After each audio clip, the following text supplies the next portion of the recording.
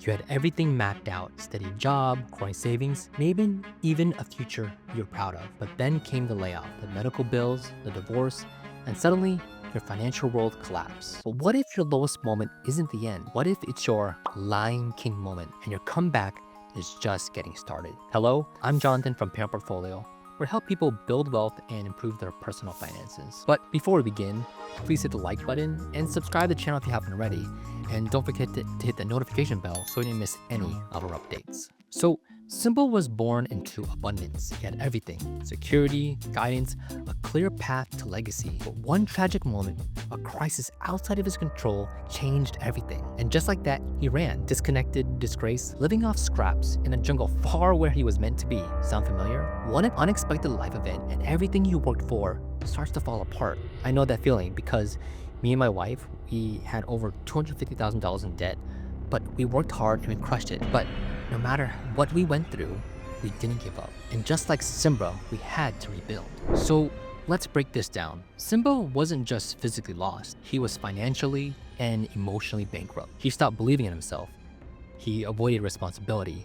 He distracted himself with quote-unquote no worries. Hakuna Matata, right? But financially, it's a trap. Avoiding the issue doesn't make the problem go away. Just like debt doesn't vanish when we ignore the statements. Or credit cards don't forgive themselves because we stop looking at the balance. Financial avoidance keeps you stuck. And Simba, well, he was stuck in really deep. Meanwhile, Pride Rock, his legacy was falling apart. Scar took over and everything changed. He overconsumed himself resources, ruined the land, and led the kingdom into a famine. That's what happens in real life too. Sometimes our finances suffer just because of our choices, but because of a toxic system, bad management, poor leadership, and economic downturns. The market shifts, inflation rises, unexpected expenses hit, and suddenly everything feels so hard. Simba just wasn't running from guilt. He was returning to chaos. And rebuilding meant then reclaiming a title.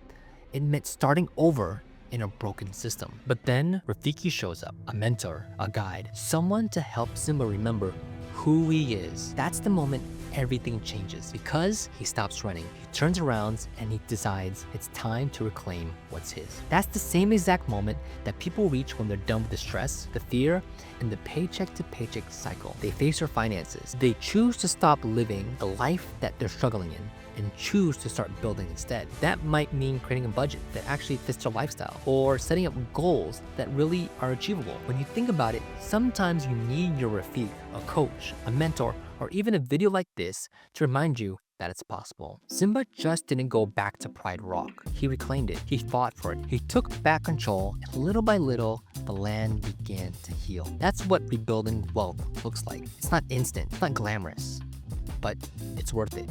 And when you're intentional with your money, when you stop avoiding and start rebuilding, you don't just recover, you build something stronger that you never had before.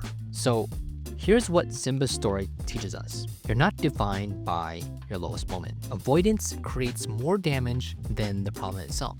Your environment matters, especially who influences your decisions. And it's okay to start over. In fact, sometimes it's necessary. And most importantly, resilience is the key to wealth. Whether you're lost in your job or maxed out your credit cards or made a financial mistake that feels impossible to come back from, you can rebuild. Simba did, I did, and so can you. Now I want to hear from you. Have you ever gone through a financial setback and made a comeback? Drop your story in the comments down below. It might encourage some other people to do what they need today to take control. And if you're currently in your quote-unquote Hakuna Matata era, where you've been avoiding your finances, this is your sign to face it. Reclaim your version of Pride Rock. And if this message spoke to you, please subscribe to the channel because every week I'm gonna share videos like this to help you take control of your money and start building the life you're meant for. Remember, you're not alone, you're not stuck. You're just one decision away from your comeback story. And let's build it together.